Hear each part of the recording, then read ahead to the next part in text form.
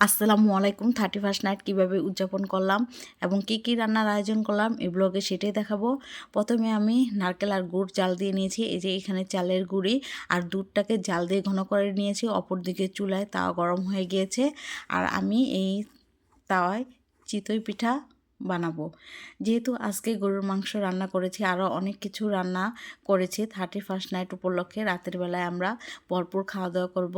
বাসায় কিছু গেস্ট এসেছে আর যেহেতু প্রচুর শীত পড়েছে সেই উপলক্ষে আজকে আমি ভিজা পিঠা বানাবো। আর এই যে দেখুন আমার পিঠাগুলো কত সুন্দর ফুলেছে মাশাআল্লাহ এবং সফট হয়েছে। প্রথমে আমি কিছু পিঠা ভিজাবো, তারপর আমরা গরুর মাংস দিয়ে চিতই পিঠা খাবো। কারণ রাত 12টা বাজতে আর বেশি সময় নেই, একটু পরেই নতুন বছরকে স্বাগত জানানো হবে। এভাবে আমি গুড়ের মধ্যে গরম গরম চিতই পিঠাগুলো দিয়ে দিব। এই দেখুন কি পরিমাণ মাশাআল্লাহ অনেক সুন্দরভাবে ফুলেছে পিঠাগুলো। এবং আবারও এই পিঠাগুলো আমি গুড়ের পানিতে দিয়ে দিব। তারপর গুড়টা ঠান্ডা হলে আমি ঘন করে জাল দেওয়া রাখা দুধটাকে দিয়ে সারা রাত ভিজিয়ে রাখবো।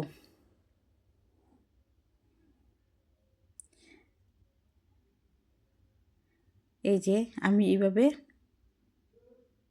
তারপর অপর দিকে পিঠা গুঁড়ে দেওয়ার পর বাকি অংশটুকু আমরা গরুর মাংস দিয়ে চিতই পিঠা সবাই মিলে খাবো। এবং বেশি দেরি নেই, একটু পরেই আমরা ছাদে উঠে যাব। এই তো আমরা ছাদে উঠে গেছি।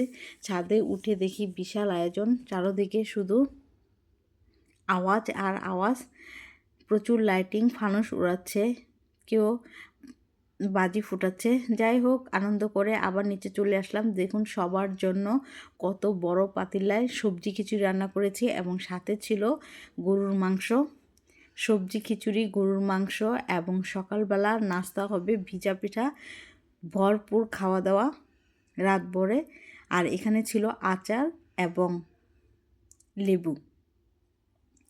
এই যে আনন্দ করে সবাই মিলে আমরা বসে পড়লাম খাওয়া দাওয়া করতে।